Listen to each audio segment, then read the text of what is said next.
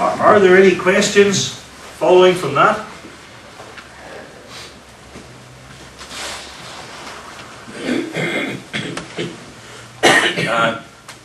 Yes, Michael, and Julian.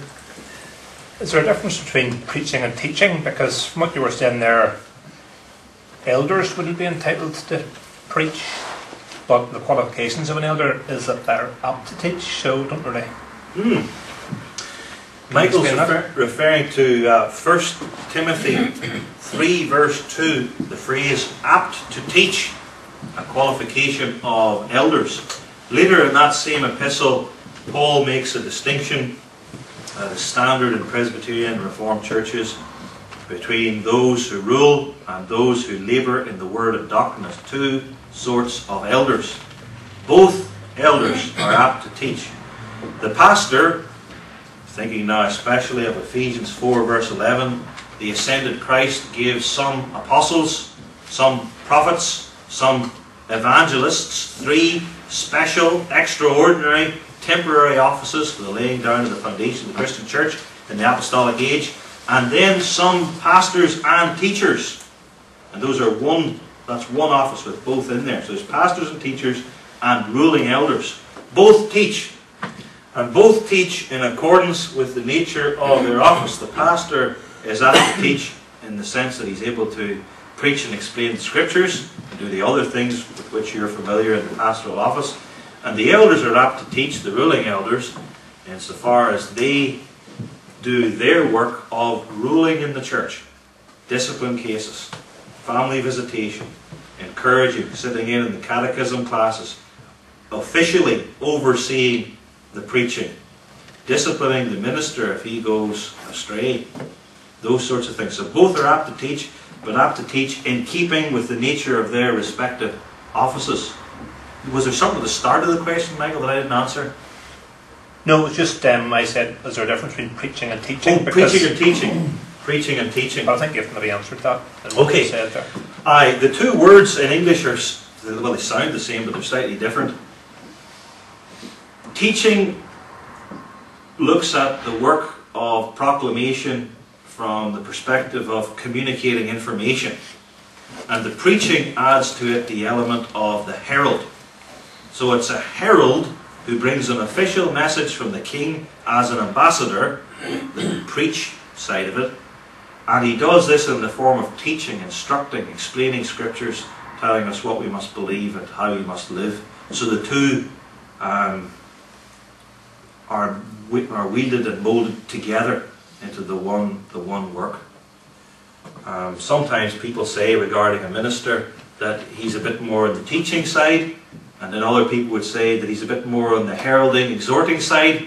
And I suppose that judgment is probably correct with respect to a slight different approach of individual men, but in essence the two serve each other and are fused. Julian? I quote you, and you said that Christ speaks especially through preaching. When we say that, are we discounting that people can be saved by reading the scriptures? That even unsaved ministers can sometimes be saved through their own preaching? And that there is obviously a place where God uses lay people in their own witness? Yeah. I'm glad you quoted me accurately there. And the key word here we need to emphasize is especially. God speaks especially through the preaching, but God obviously speaks through the Word. I mean, this is the Word of God. And when you explain and apply it officially, then it's the Word of God too. But the Word, the Bible, is the Word of God. And it's the voice of Christ. And then, when a believer, who also functions in the office of prophet, priest, and king, not now in the special offices of elder, pastor, or deacon, but when he brings the Word of God to a workmate, or they study it at family devotions, or two Christians exhort one another with the Word, and Scripture speaks of that in many places, like Hebrews chapter 10. That's the Word of God. But the preaching of the Word of God is especially the voice of Christ, because there it's by one particularly called and appointed for that office, right? 2, the whole church is gathered in order to hear it, and so we sit and listen while a herald proclaims it. 3, It's typically and ordinarily on the Lord's Day in official church worship. And then in connection with that, you could say, well, it's usually longer and more detailed and so on. So that's especially, centrally, the Word of God. And that's why the Christian church has spoken about preaching as the chief means of grace, because it's official. It's the work of a special office bearer for the whole church edification. Now, can someone be saved through reading the Bible on their own?